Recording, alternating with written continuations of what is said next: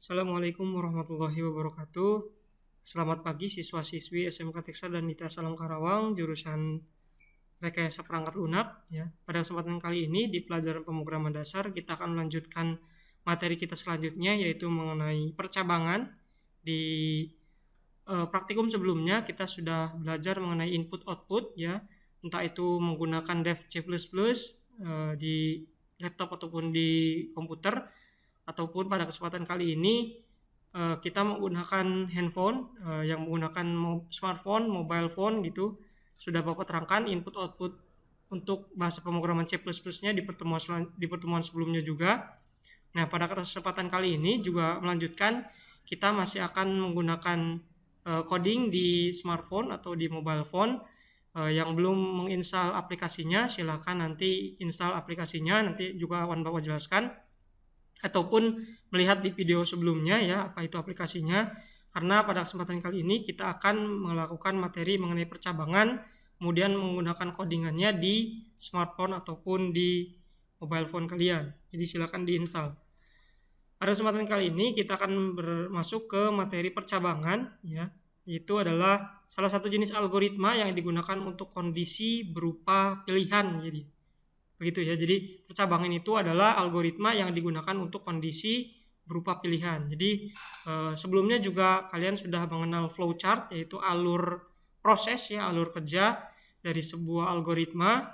Seperti itu. Di sini juga ada sedikit mengenai flowchartnya. Jadi percabangan itu dilambangkan seperti belah ketupat seperti ini ya. Jadi ada kondisi mulai, kemudian ada sebuah kondisi berupa pilihan. Pilihannya itu kalau benar akan melakukan perintah ke satu, tapi kalau salah akan melakukan perintah kedua sesuai dengan kondisi yang diambil ataupun sesuai dengan kondisi yang ada. Seperti itu ya. Jadi percabangan itu seperti ini karena nyabang di sini ya. Jadi ada pilihan benar ataupun pilihan salah, B atau S gitu ya. Jadi kalau misalkan benar kita pakai perintah 1, kalau salah pakai perintah 2. Itu selesai. Jadi seperti itu. Jadi ada dua kondisi percabangan yang berupa pilihan. Yang pilihan ini bisa diambil sesuai dengan kondisi yang ada. Seperti itu. Jadi algoritmanya seperti itu. Contohnya seperti apa ya? Contohnya seperti ini. Ini adalah contoh algoritma percabangan, yaitu yang pertama tentang algoritma kelulusan ujian. Jadi di sini ada mulai, di sini mulai ya. Jadi sebuah algoritmanya di sini mulai. Ketika kita menginputkan nilai ujian, sini menginputkan nilai ujian, bila mana nilai ujiannya lebih besar daripada 75 ya, KKM 75, jika ya maka akan keluar kata lulus ujian. Tapi bila mana nilai ujiannya kurang dari 75 maka akan dinyatakan tidak lulus ujian atau keluar notifikasi tidak lulus ujian atau outputnya tidak lulus ujian, seperti itu. Nah, ini algoritma kelulusan ujian. Jadi dimulai dari nilai input nilai ujian, bila mana kondisinya di sini ya. Jadi percabangan itu ada di sini, kondisinya seperti ini, pilihannya ada ya dan tidak, kondisinya ada di sini. Kondisinya adalah bergantung jika nilai ujian lebih besar daripada 75 ya. Emang percabangan selalu identik dengan jika. Itu if kalau bahasa Inggrisnya ya. Jadi jika nilai ujian lebih besar daripada 75 maka akan lulus ujian.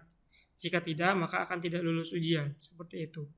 Contoh yang lain di sini adalah algoritma membuat SIM berdasarkan umur ya. Mulai, kemudian input umur ya, menginputkan umur. Di sini kan kalau ini nilai ujian, di sini umur. Nah, di sini terus ada kondisi percabangan atau kondisi tertentu. Bila mana umur yang kita inputkan tadi lebih besar atau sama dengan 18, jika ya maka boleh membuat SIM atau mengeluarkan output boleh membuat SIM. Bila mana tidak lebih besar daripada 18 maka tidak boleh membuat SIM. Seperti itulah. Itulah dua contoh algoritma percabangan, yaitu tentang kondisi ya yang berupa pilihan. Nah, pilihan itu dipilih berdasarkan kondisi yang ada. Kondisinya ada di sini ya. Identik dengan kata jika atau if. Lanjut, kita langsung aja ke praktikum nanti ya. Praktikum. Nah, silakan aplikasi pendukung praktikumnya diinstal dulu. Untuk yang punya laptop bisa menggunakan PC atau laptop menggunakan dev C++ ya, bentuknya seperti ini lambangnya seperti ini. Untuk yang menggunakan mobile phone atau smartphone bisa menginstal yang namanya CXX Droid ya di mobile phone-nya. Ini khusus untuk pemrograman C++. Jadi cari aja di Google Play Store-nya namanya CXX Droid, ataupun di iPhone tinggal menyesuaikan. Seperti itu ya. Jadi, nah ini formatnya. Jadi ketika kita akan melakukan if, di sini kan kalau misalkan sini ini ada kondisi. Jadi kita akan menggunakan kondisi. Jika ketemu dengan kondisi tertentu, kita akan menggunakan apa yang namanya if. Ya, ini if. Ya, jadi formatnya seperti ini codingannya. If suatu kondisi maka gitu ya. Jadi if suatu kondisi maka, jadi kalau di sini bisa dikatakan nih, nilai ujian lebih besar dari 75, maka kalau ya lulus ujian, kalau tidak ya tidak lulus ujian. Ya. Nanti Bapak contohkan gimana caranya. Kita pakai, ingat aja ini formatnya seperti ini, if.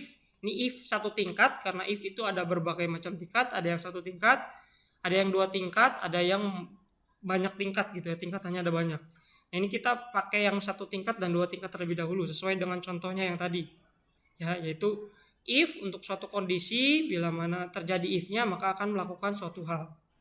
Di sini ada 2 kondisi. If jika kondisi ini dilakukan maka akan terjadi sesuatu, jika tidak maka akan terjadi sesuatu. Seperti itu. Ini ada 2 kondisinya. Kita akan belajar tentang if di bahasa pemrograman C++. Kita mulai praktikum menggunakan algoritma percabangan ini. Ya, di sini ada mulai, kemudian nanti kita buat inputan usia, ya, inputan usia. Kalau usianya lebih dari 17, maka silakan menonton. Jadi ini maksudnya untuk yang film yang untuk ratingnya 17 tahun ke atas mungkin ya. Nah, bila mana tidak, maka tidak boleh nonton. Seperti itu. Ya. Oke, kita mulai algoritma percabangan ini. Kita mulai untuk praktikumnya. Kita langsung praktikum. Kita menggunakan, Bapak di sini menggunakan mobile phone ya. Untuk yang menggunakan mobile phone, silakan install terlebih dahulu. Nama aplikasinya CXX Droid. Seperti ini. Nah, ini silakan diinstal di Google Play Store ataupun di App Store ya, tergantung dengan sistem operasi di handphonenya. Nah, ini ketika kebuka tampilannya akan seperti ini ya, bentuknya akan seperti ini. Nah, jika menggunakan dep C++ di laptop ataupun di PC tidak usah ada yang ditambahkan. Tapi ketika kita menggunakan mobile phone ini menggunakan CXX Droid, ada beberapa sintak yang harus ditambahkan secara manual. Ya, diantaranya ya, jadi di bagian atasnya, di bagian sini, di baris ke-1 bisa diantar ke bawah. Kemudian di sini tambahkan include.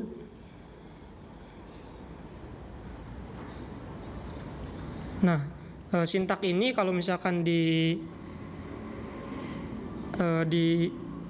dep C++ itu tidak usah dimasukkan, tapi bila mana menggunakan mobile phone, menggunakan CXX Droid ini harus dimasukkan ya, karena ini menjadi sintak wajib yang digunakan seperti itu. Jadi untuk yang menggunakan handphone harus memasukkan beberapa sintak ini, yaitu pagar include spasi lebih kecil cstdlib lebih besar, kemudian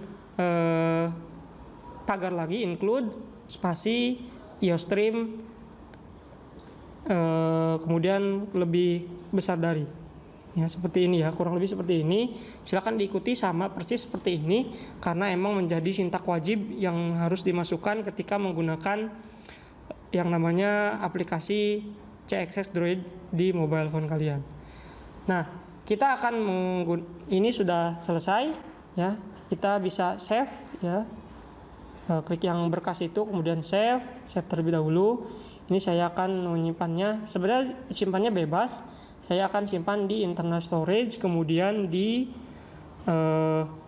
download, kemudian saya akan simpan di new folder di sini. Ya, ini saya select folder dan saya namai ini untuk namai pemrograman if. Seperti itu ya. If. Nah, sini. Kemudian save. Nah, ini sudah tersimpan. Seperti itu.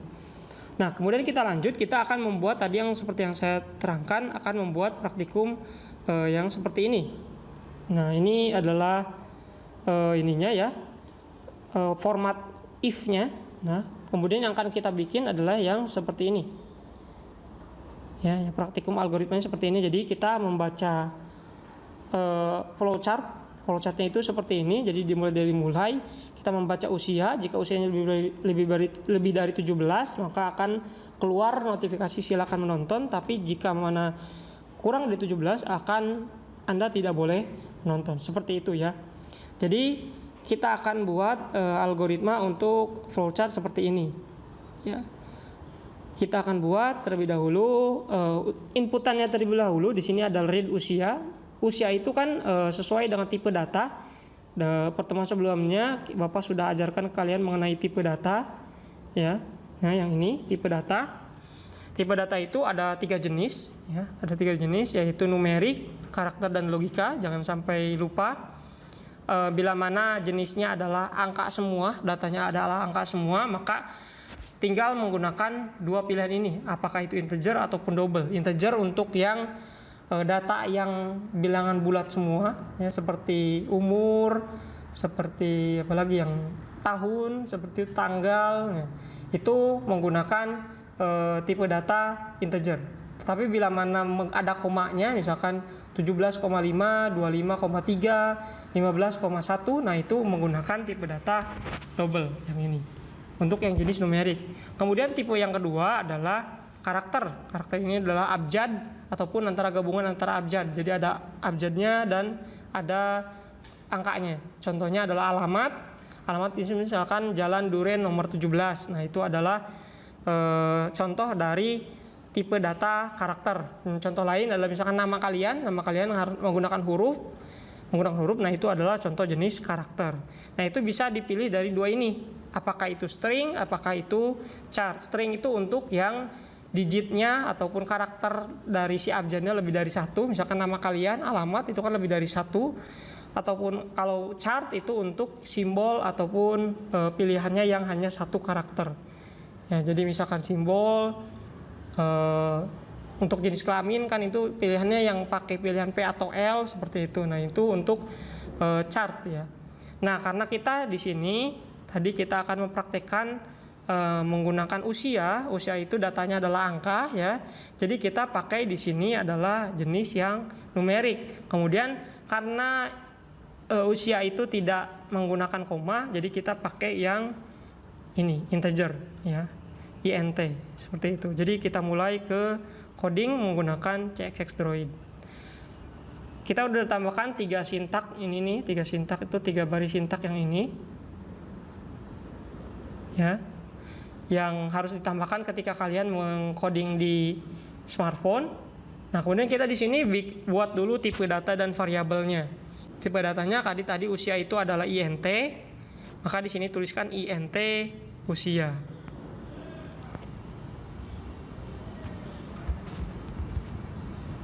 Dan titik koma. Kemudian lalu kita buat kata-kata di sini menggunakan chord ya. Masukkan usia misalkan seperti itu ya. Kemudian di ininya akhirnya titik koma. Nah, bila mana ini selesai maka ketika di run ya, di play gitu ya, akan muncul hanya segini, masukkan usia, kalian tidak bisa memasukkan hal yang lain. Nah, ini belum ada inputnya. Maka kita tambahkan inputnya di sini. Ya, kita tambahkan inputnya di sini. Caranya karena ini integer cukup menggunakan cin ya. Kemudian cin lebih besar dari 2 kali. Kemudian masukkan variabel yang telah kita buat. Di sini saya buat variabel namanya usia ya. Maka di sini masukin usia. Titik koma. Nah, di sini kita pakai setelah itu ya, kita coba play lagi. Nah, di sini baru kita bisa memasukkan usia. Misalkan 21 kita enter. Nah, udah. Programnya hanya bisa input saja, belum bisa output. Ya. Nah, lanjut di ininya ya, di contoh diagram flowchartnya. Di sini ada kita gunakan dulu untuk yang if yang satu cabang ya, satu cabang. Jadi kondisinya seperti ini ya. Ini kondisinya seperti ini. Jadi ada kondisi if suatu kondisi maka akan keluar sesuatu hal. Nah, kita coba coding di sini. Usia ya di sini if usia lebih besar daripada 17, terus menggunakan kurung kurawal karena formatnya seperti itu, maka akan keluar ya seperti itu. Kita pakai code. Anda silakan menonton, seperti itu. Dan di akhirnya tambahkan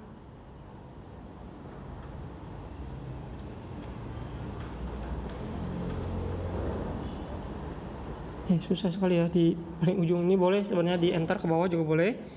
Silakan nonton. Ini kasih and learn untuk enter ke bawah. Kemudian kasih kurung kalau tutup. Nah, ini untuk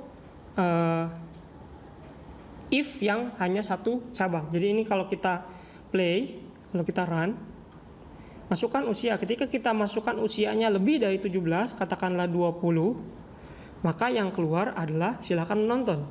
Tapi ketika kita memasukkan nilai, kita play lagi, memasukkan nilainya kurang dari 17 atau bukan lebih dari 17 seperti itu ya, katakanlah 13, hanya 13 seperti itu. Ketika di enter, maka tidak akan muncul apapun di sebelah sininya. Seperti itu. Nah, ini untuk contoh if yang hanya satu cabang. Nah, gimana sekarang yang dua cabang seperti dengan contoh ini? Di sini kan tertulis di contoh flowchartnya sini ya. Mana ini? Yang ini. Nah, ini contoh flowchartnya adalah ada dua cabang yang ke kiri dan ke kanan, ya dan tidak. Nah, tadi yang ya udah kita bisa buat, sekarang kita bikin yang tidak. Yang tidak kita pakai format ini karena ada dua cabang. Jadi kita pakai yang if else. Kalau ada cuma satu kondisi hanya menggunakan if, tapi kalau lebih dari satu kondisi kita pakainya yang if else. Seperti itu. Coba kita if else gunakan. Jadi tinggal menambahkan else di sininya, kita enter ke bawah, kita gunakan else. Kemudian kurung kurawal buka lagi, kita enter ke bawah lagi, kita code ya. Code, Anda tidak boleh menonton. Anda tidak boleh. Seperti itu ya. Nah, ini kita kasih ini di terakhirnya untuk enter ke bawah. Nah, jangan lupa karena di sini ada tutup kurung di else, ada buka kurung di else-nya, di sini juga harus ada tutup kurung. Seperti itu. Nah, seperti ini kalau kita save terlebih dahulu, save. Kemudian kita jalankan, maka ketika kita memasukkan usia, misalkan tadi di bawah 17, katakanlah 15, maka akan keluar tidak boleh. Tetapi kita coba run lagi. Ya, mohon maaf ini karena gratis ya, jadi ada iklannya.